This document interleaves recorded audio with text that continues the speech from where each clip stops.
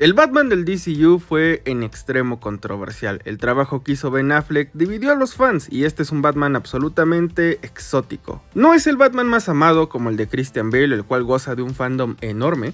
Y aunque al Batman de Robert Pattinson se le dio al principio, se le terminó amando después del trabajo que hizo Matt Reeves. Si bien podríamos considerar que este es el Batman más odiado, el de George Clooney, no es como que el fandom lo tome tanto en cuenta porque es un chiste. De este Batman ni hablar porque es el Batman legendario, y le tengo que decir Batman legendario o mi papá me corre de la casa. Pero cuando se habla del Batman de Ben Affleck, jamás se le da la misma reverencia que se le da a Tony Stark. ¿Cómo fue que el universo cinematográfico de Marvel pudo posicionar a Iron Man en una posición que el DCU jamás pudo posicionar a Batman?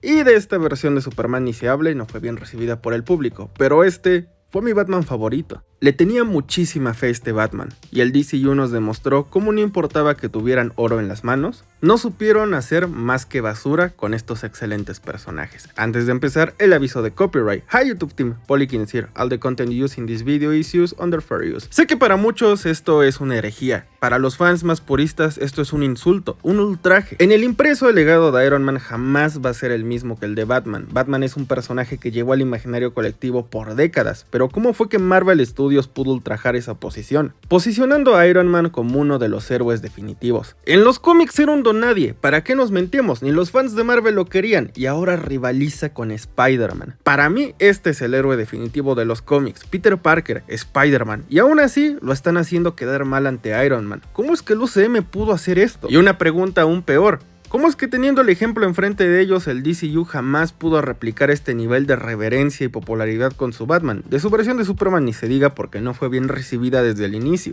Y empezaremos con un concepto que fue utilizado por Zack Snyder y también por Jon Favreau. Y lo abordaremos a través del concepto de un analgésico, algo que alivia el dolor. Tanto Tony Stark como Bruce Wayne en estas versiones son personajes que están sufriendo. No están enfrentando a sus demonios en sus respectivas botellas, ellos están básicamente conteniéndolos y están utilizando diferentes distracciones para enfrentar sus problemas psicológicos. Y es algo que esta versión de Kal-El también tiene que enfrentar en el UCM. Están básicamente haciendo menos todo lo que está pasando en sus vidas, no haciéndole frente a sus problemas y responsabilidades. Por ejemplo, Superman inició un conflicto internacional por salvar a Lois, el Batman del DCU está marcando gente, y en la fase 1 Iron Man se está enfrentando a problemas legales porque el gobierno le quiere quitar sus armaduras. Yo recuerdo que Zack Snyder llegó a mencionar que a través de el cardio, Bruce Wayne lidiaba con el dolor, haciéndolo de este su analgésico. También vemos cómo esta versión de Kal-El utiliza este mismo concepto, el cardio, tú ya sabes a qué me refiero, para lidiar con sus problemas e ignorar lo que está pasando. Esto es algo muy interesante porque pasa en la vida real. A muchas personas les ha pasado que cuando rompen con una persona que aman mucho, empiezan a andar con muchas parejas para tratar de lidiar con su pérdida, no enfrentándose al daño psicológico que acaban de sufrir y utilizando la dopamina que se libera con el cardio para lidiar con esto. Tony Stark también lo hacía con diferentes personas, eso lo sabemos gracias a Iron Man 1. Esto es lo que más se acerca a las historias como El demonio en la botella, la cual no pudo ser adaptada al cine porque Disney se negó de utilizarlo en Iron Man 2. Y bueno, esto es lo más cercano que tenemos a adentrarnos a la mentalidad de estos personajes a través de estos conceptos, a través de la psique.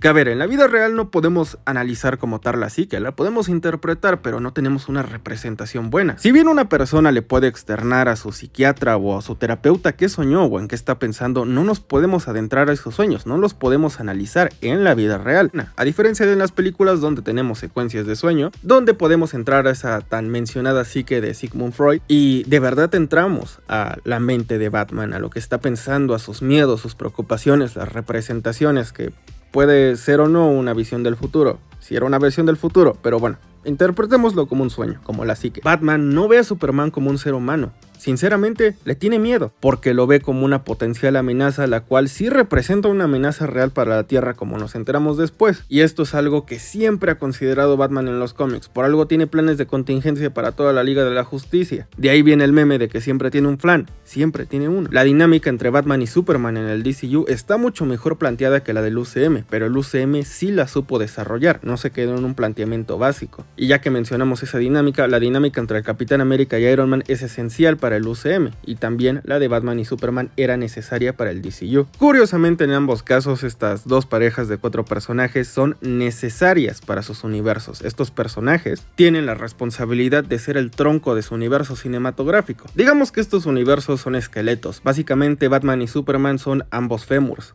Y el fémur tiene que estar fuerte, tiene que estar bien desarrollado, no puede subsistir a base de cameos. Y ahí es donde muchos dirán, pero ¿que no básicamente Iron Man subsistió a base de cameos? Ahí es donde está el error. Iron Man tuvo una trilogía entera de una muy dudosa calidad, pero aquí la situación es que Iron Man no subsistió solo a base de cameos, subsistió a base de participaciones en las películas. Es muy diferente un cameo donde el personaje aparece unos segundos a donde tiene una participación, como Batman en la película de Flash. El problema de este tipo de participaciones es que están muy mal realizadas. Sí, estas participaciones tienen líneas que funcionan para hacer shorts o reels. Te pido analizar la participación del Batman de Ben Affleck en la película de Flash y cómo grita una congruencia narrativa, la cual no se le da. Porque el problema no era Ben Affleck, era Warner, que no estaba pensando en que este era el Batman que necesitaban tener fuerte. Y cameos no son suficientes. El otro problema es que Warner jamás tuvo la intención de aprovechar este Batman. Todos sabemos que lo querían reemplazar. Menospreciaron una oportunidad en bandeja de plata porque Ben Affleck les estaba dando una buena interpretación de Batman. El otro problema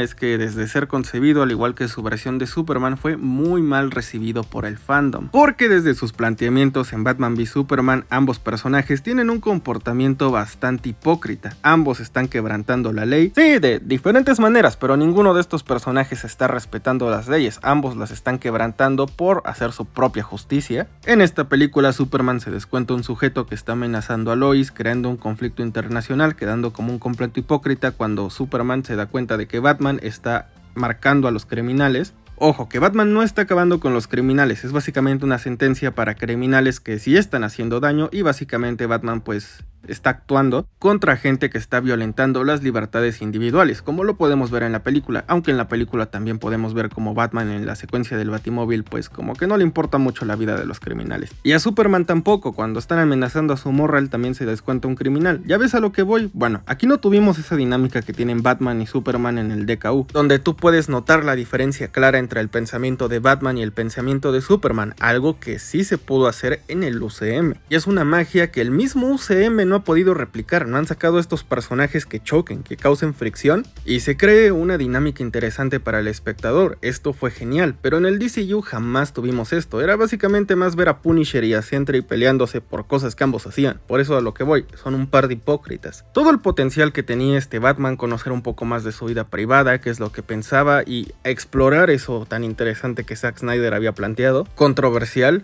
Sí, muy controversial, pero también interesante. Esto jamás fue el foco central de Warner. Aquí otro problema que afectó a este Batman es que hubieron demasiados liderazgos, diferentes planes. Sabemos lo que estaba planeando Kevin Soyahara, después el plan de Walter Hamada, y esa falta de liderazgo, esa desesperación se puede sentir en sus proyectos. Proyectos innecesarios, intrascendentes, que terminaron siendo un fracaso para este universo cinematográfico porque no tenían un plan conciso.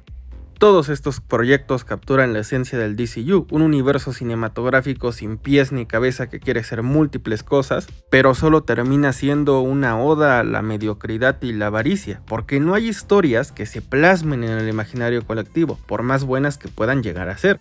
Porque gracias a este universo extendido el público empezó a relacionar a DC con mediocridad. Y esta es una tumba cinematográfica que se empezó a acabar desde sus inicios porque no eran buenos proyectos. Mira lo que nos entregaban en el cine. Warner con estas películas le decía a la audiencia: tú no tienes valor para mí, te voy a entregar algo mediocre, ve y consúmelo.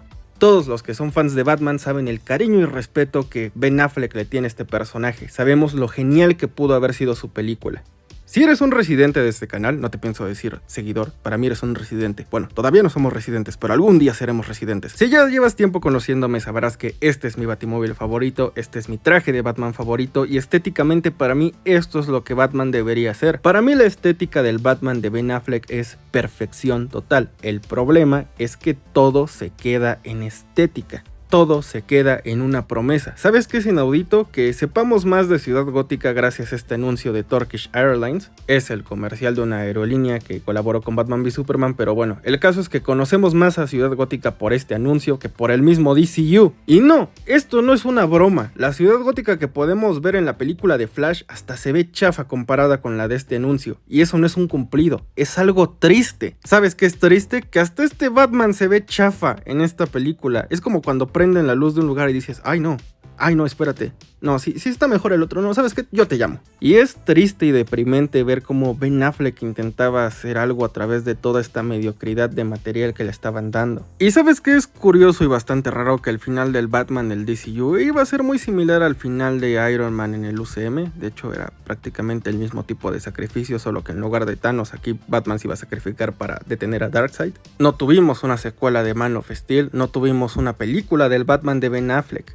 Pero sí 2 películas de Shazam. Sí, las prioridades del DCU nunca fueron claras. Y es triste que, por ejemplo, Guardianes de la Galaxia, héroes poco conocidos, tuvieran una trilogía, pero este Batman se quedó sin siquiera una película. Decir que aquí hubo potencial desperdiciado es minimizar las cosas. Hicieron quedar a Batman como un personaje desechable, un personaje que no vale la pena ante Iron Man, un personaje que en los cómics era desechable y no valía la pena. Es interesante analizar al DCU, un universo que ya ni siquiera está vivo, y analizar los daños y pérdidas después de la tormenta, porque al no aprovechar este Batman, DC lo perdió todo. El potencial siempre estuvo ahí, pero DC jamás trató con respeto a esta versión del personaje, y tampoco al actor que interpretaba el personaje. El Batman de Ben Affleck fue un desperdicio total. Vimos cómo el UCM inmortalizó a su Iron Man y cómo este universo desperdició a su Batman.